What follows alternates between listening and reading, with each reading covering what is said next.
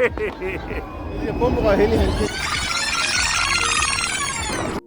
guys, Tim here. Why don't you join me on this Malaysian Airlines business class trip review? I'm taking a trip back for New Year's Eve, meeting a large portion of my family from all over the world. We're all going back to our ancestral home in Sri Lanka for one great New Year's Eve party. As you know, Qantas Lounge, I'm always a bit weary, so I get myself some food at the venues before the lounge. But then I realised Malaysian Airlines doesn't use Qantas Lounge, even though they're a one world partner. They use the Plaza Premium Lounge.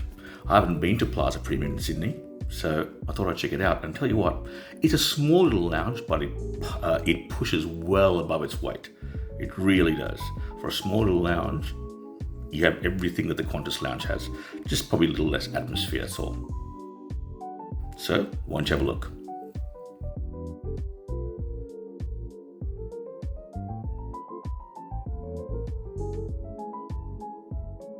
You can see I'm a little bit wary with the filming. In a first time lounge review visit, I don't know my bearings and where the staff are. I'm a bit awkward to film in a business class lounge.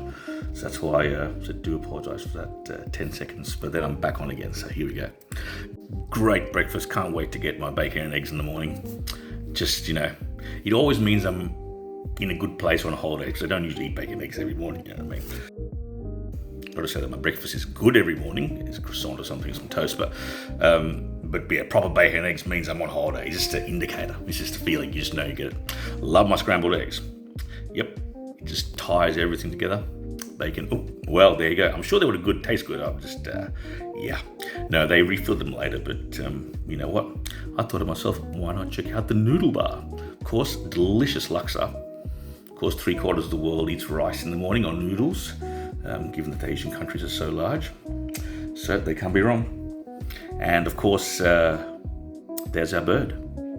So why don't we just hop onto the business class seat that I picked, which is all of the window seats were taken actually. So I was a bit late. My apologies, but it worked out quite well because every single window, it's a 2-2-2 configuration. There are throne seats in this thing, but they went really early. But every window seat had a partner.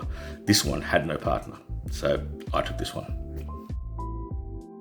The older aircrafts, sometimes you complain a bit, you want to get the new ones, you want to get the A350s or the Dreamliners, but these older ones do have some benefits to them, trust me. Now this one's had a refurb, you can tell.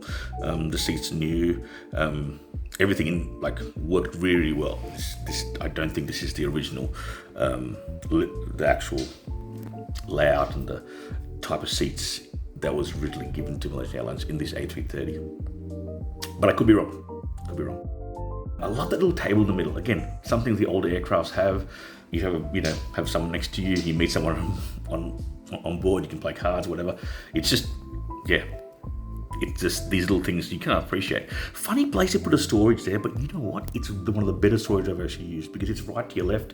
It's a good size. You can put everything in it. I put my passport, I put my travel cards, I put the arrival cards, The seat was very comfortable. Look at that footwell. Look at the size of that thing. No sort of S-bends in this one. The IFE was very good. Had all the films you need again.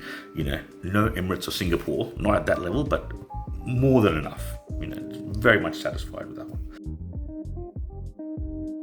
For some reason, I love this drink. It's a lychee and something. I can't get the name of it.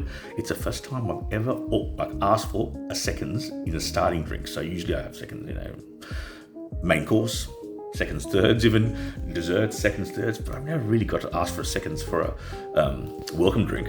This one, seconds, thirds. First time ever, a delicious drink. So next time you fly Malaysian, ask for the lychee drink and find out what that second fruit is that makes it red, because as you know, lychees aren't red, they're white inside, aren't they? Good American kit, did the job, but of course this flight, very expensive. As you know, people that live in Australia have to pay exorbitant prices for airline. In general, flying out of Sydney, Melbourne, Brisbane is ridiculously expensive all year round. And being a teacher, I enjoy the fact that I get holidays and paid holidays, but they're in the peak times. So whenever the school holidays are on, that's when prices go up. So this flight, Sydney-Colombo, which is 11 hours, it's broken up in Kuala Lumpur, I've got to change flights. It's 11 hours flying time altogether, okay, an 8 and 3, $7,000. And this was a cheap ticket because I went right on the New Year's. So I went on Boxing Day. I bought a Boxing Day ticket.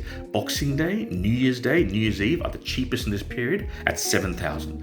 Otherwise, you're paying about $9,000. That's what you pay when you live in Australia, because we're so far removed from everyone else, and they can put price up. Also, the Prime Minister played. I won't get political actually. So let's continue. Having a look at the menu there, good menu, but the best thing about this menu is the hawker stall cart that comes out. It's synonymous with Malaysian Airlines. Okay, they have a hawker stall cart that comes out with satay skewers, to tie nicely with the culture and the style and the historic nature of both the food and the type of service, which is, as I said, a hawker stall style. The cart comes out, you got your satay sticks, and it's just a great start to the flight. It's celebratory in many ways. It's unique. You really feel like you're in Malaysian Airlines. Nice beer, yeah, perfect way to start an airline. They get this one right. Don't they? I mean, some airlines, to start off, they get this. Each airline has its own nuances, but this thing I think is one of the best sort of signature elements for an airline is the Malaysian satay. There was my salad to start off with, and then everything came in one plate. So the entree was a separate dish with some breads, and then everything came in one plate, in one tray. So some people don't like that and say, look, business class flight, it should be course upon course, which I agree, but I suppose when you get a cheap ticket, maybe these are some of the drawbacks, not too sure, but well, I'm guessing it is. Chicken biryani, I would have loved a nasi lemak. That's far more sort of appropriate, but no, they have a very big Hindu Indian population in Malaysia, so it's a big part of their culture, and the chicken biryani was delicious, no doubt. Had a nice chocolate cake to go with it.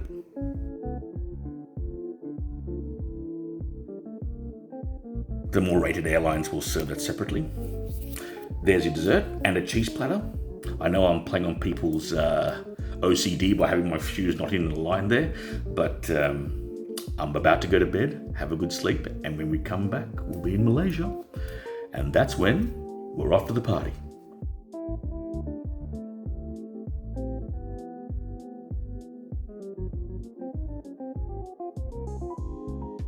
Beautiful Malaysia. Had a good sleep, about 3 or 4 hours. The back end there, gonna cruise down to the Golden Lounge, and then meet my family in Sri Lanka for a wonderful New Year's. About 15 of us are meeting up. We're going to stay in a nice hotel. I'm going to celebrate in a grand ballroom. And maybe when everyone goes to sleep, Timmy might go and party. You're just going to have to find out. Keep your eyes open.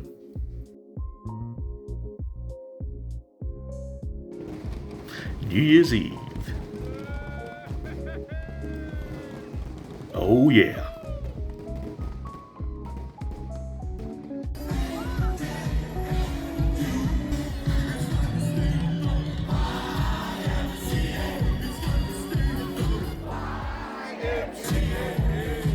This is more my style.